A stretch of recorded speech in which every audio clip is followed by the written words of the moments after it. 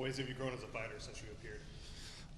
Oh yeah, since the Ultimate Fighter, I think my game has evolved tremendously. I started training at Skywalker 101, which led me to better coaching, tougher teammates.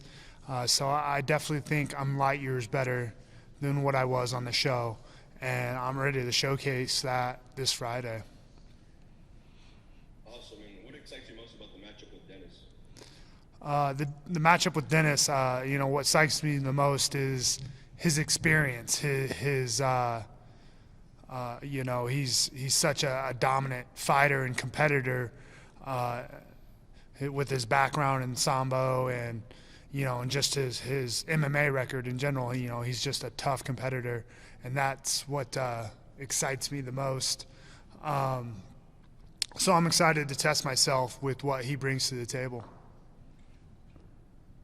And obviously the focus on Denis first, but it was up to you. Who would you like to face in the finale? I don't have a preference. I have an idea who's going to win, and I'm going to blank his name, but the Brazilian, I believe, is going to beat Green. Awesome. Thank you and good luck. And hang on a second. Jonathan?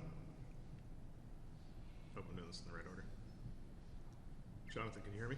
Or Anik? Yeah, Anik Subramanian, Flight Cook MMA. Jordan, you were a defensive tackle on the Indiana University football team.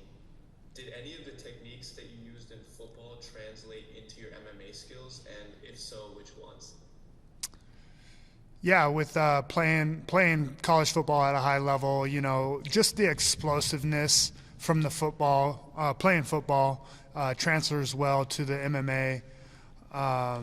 And just being an athlete, that just shows that I'm a multi-sport athlete, and that I can compete in any sport and be competitive.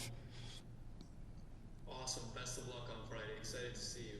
Yep, appreciate it. Thank you. Max. Max Berner, KOD. Jordan, how you doing today? Good, great. Piggybacking a little bit off Anik there. I believe you were a junior college defensive tackle and a wrestler there, and then you went to Indiana. How does playing in the Big Ten kind of prepare you for the stage, such as a semifinals, potentially winning $1 million if you go on and win these next two fights? Yeah, so just throughout my career in athletics, I've been on big stages, state tournaments, big football, arenas or fields, I guess. So just being under the spotlight, it doesn't scare me. It doesn't get me nervous at all. So definitely ready for, or just more so focused on the task at hand, which is Denis. Yeah, of course. And your last fight in the PFL was only a little bit under 2.5 minutes, I believe, and it ended with a pretty good leg kick leading to an injury. This fight, what are you excited to show against an opponent that might be a longer fight?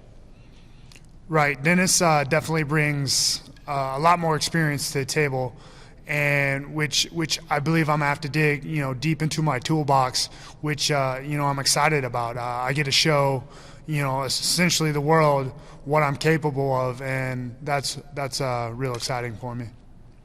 Thanks, Jordan. Thank you for your time. Yep, thank you. Jonathan. Jonathan Marlacon, 5 Reasons Sports. Jordan, typically fighters this young in their career don't get the opportunity to fight for a title so soon. Speak about the opportunity that the PFL gives, not just you, but any fighter who's young in their career looking for this opportunity. Yeah, you're right. I'm definitely young in this career. I'm only 7-0. Don't have that much cage time, but I think everything works out as it's supposed to. I'm supposed to be here. I just feel it. The PFL is just like the perfect fit for me. And I'm not scared of the challenge ahead. These are tough competitors, and that just gets me more excited about being a part of the PFL and being in the playoffs. And you just got to take risk, you know. You got to accept big fights, big opportunities, and you got to go out and perform. And that's just part of the game. And that's what I love about it. You spoke about taking risks. Throughout all those risks professionally, you still have an undefeated record.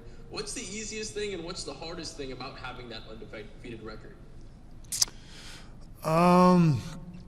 As far as being undefeated, you know, it's just I don't think about it much. You know, I'm always just thinking about my next opponent, my next matchup, and ways I can beat them, and ways I'm gonna figure out their weakness and capitalize on it. Whether I'm undefeated or not, you know, it's just always about going out and performing my best and giving it 100%.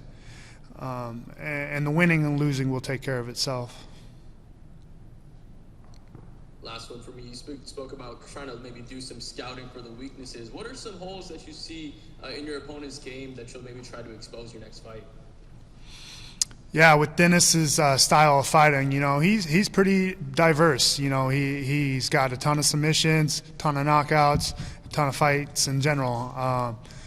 But where I think I have the advantage is my athleticism and my explosiveness. I'm gonna get in his face and I'm gonna make it ugly and make it uncomfortable for him. And you know, when things get uncomfortable, people make mistakes, and that's where I'm gonna capitalize. Thank you so much and good luck. Appreciate it. Thank you. Dave. Hey, Jordan, this is Dave here with Fight Bananas. Being in the Final Four, the other three heavyweights are kind of mainstays here for the PFL, multiple years, multiple, championship opportunities. Do you like kind of being the newcomer? Do you like being this dark horse in this Final Four right now?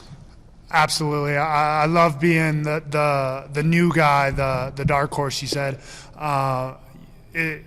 It's a perfect fit, you know. Like, I love being the underdog. I love being the no name, and I'm gonna come in and churn some heads with my performance, and that really gets me excited about competing in the PFL. And do you still keep up on football, especially like professionally? Do you have a favorite team? You know, a lot of people ask me this since I played college football, but surprisingly, I don't watch much football. You know, I think it's something I did a good chunk of my life, and I was just ready to close that chapter and begin my MMA chapter.